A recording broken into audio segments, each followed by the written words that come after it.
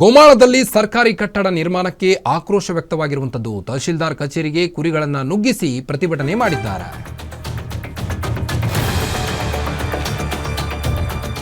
ತಹಶೀಲ್ದಾರ್ ಕಚೇರಿಗೆ ಕುರಿಗಳನ್ನು ನುಗ್ಗಿಸಿ ಪ್ರತಿಭಟನೆಯನ್ನು ಮಾಡಲಾಗಿರುವಂತದ್ದು.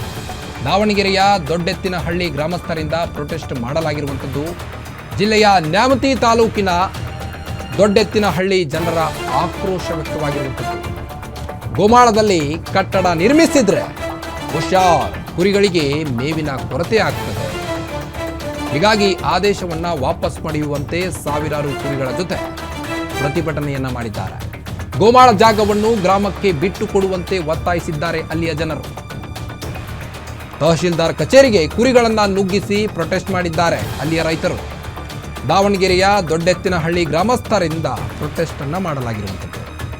ಜಿಲ್ಲೆಯ ನ್ಯಾಮತಿ ತಾಲೂಕಿನ ದೊಡ್ಡೆತ್ತಿನಹಳ್ಳಿಯ ಜನರ ಆಕ್ರೋಶ ಇದು. ನೀವು ದೃಶ್ಯದಲ್ಲಿ ಗಮನಿಸಬಹುದು.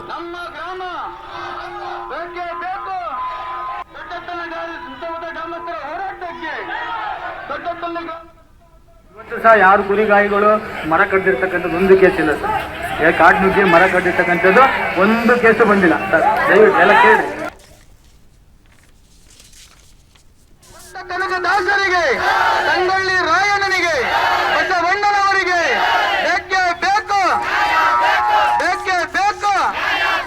ಕುರಿಗಾಯಿಗಳು ಮಾಡಿರುವ ತಾಲೂಕು ಈ ಮಾತಂಬವಿಲಿ ಆ ಜಾಗ ಹೆಂಗಿತ್ತು ಸರ್, ಅದೇನು ದನಗಳು ಮೇಯಿಸ್ಕೊಂಡಿರೋದು ಆಯ್ತಾ.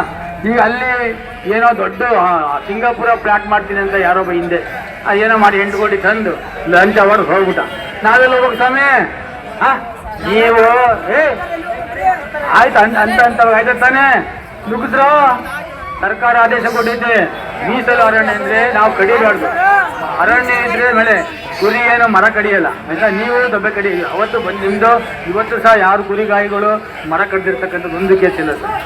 ಕಾಡು ನುಗ್ಗಿ ಮರ ಕಡ್ದಿರ್ತಕ್ಕಂಥದ್ದು ಒಂದು ಕೇಸು ಬಂದಿಲ್ಲ ಸರ್. ದಯವಿಟ್ಟು ಎಲ್ಲ ಕೇಳಿ. ಆಯ್ತು ಈ ಮಾತಂಬವಿಲಿ ಆ ಜಾಗ ಹೆಂಗಿತ್ತು ಸರ್, ಅದೇನು ದನಗಳು ಮೇಯಿಸ್ಕೊಂಡಿರೋದು ಆಯ್ತಾ. ಈಗ ಅಲ್ಲಿ ಏನೋ ದೊಡ್ಡ ಸಿಂಗಾಪುರ ಪ್ಲಾಟ್ ಮಾಡ್ತೀನಿ ಅಂತ ಯಾರೊಬ್ಬ ಹಿಂದೆ ಅದೇನೋ ಮಾಡಿ 8